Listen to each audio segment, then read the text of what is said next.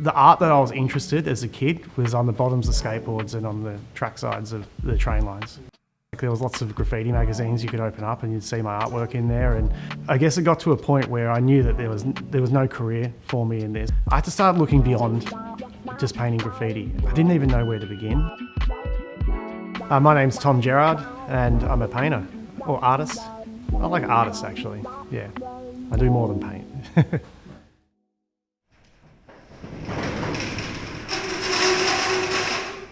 My artwork's been described in a few different ways. You know, some people call it street art, other people say it looks graphical.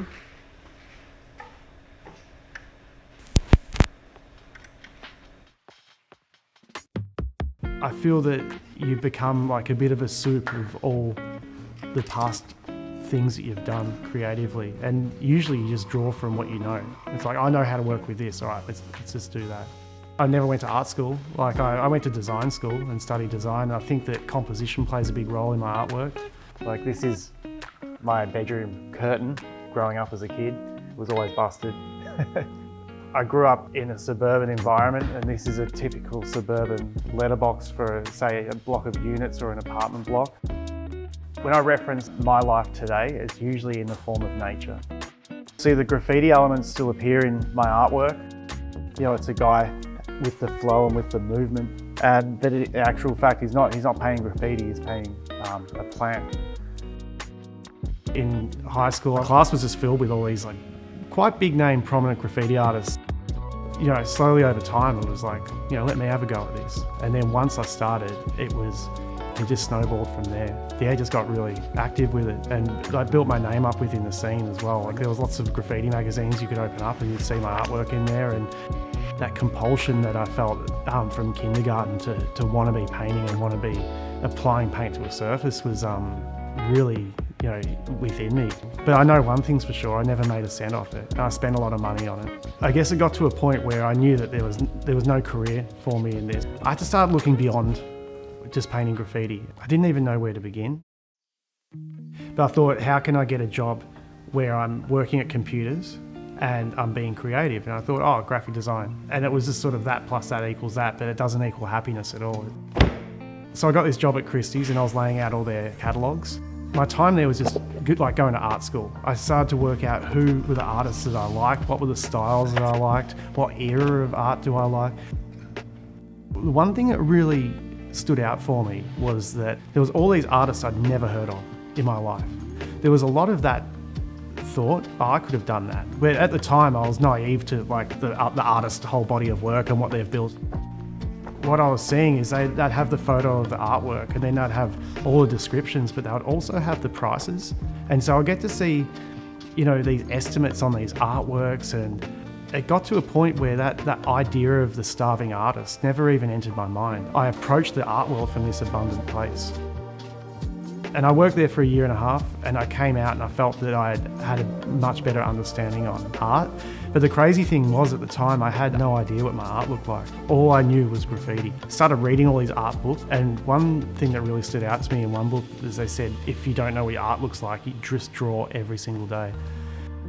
So I said, all right, I draw every single day, and I draw with pen and no graffiti. And I still do that till this day, and it's been 10 years now. There's a lot of memories in here, you know, times and places and people.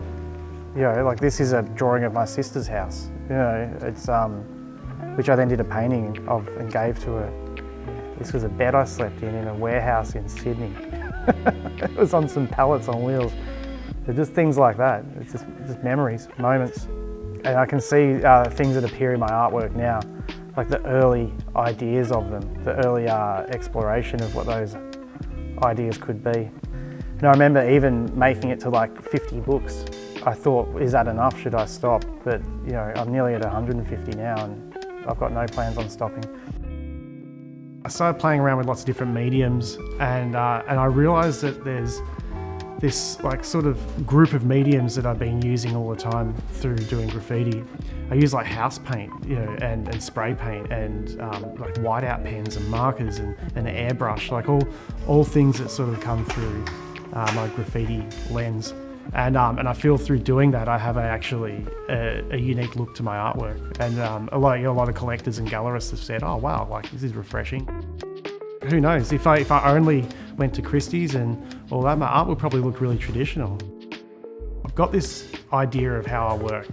I'll open a tin of paint intentionally. I'll look at a painting and go, that painting needs some green.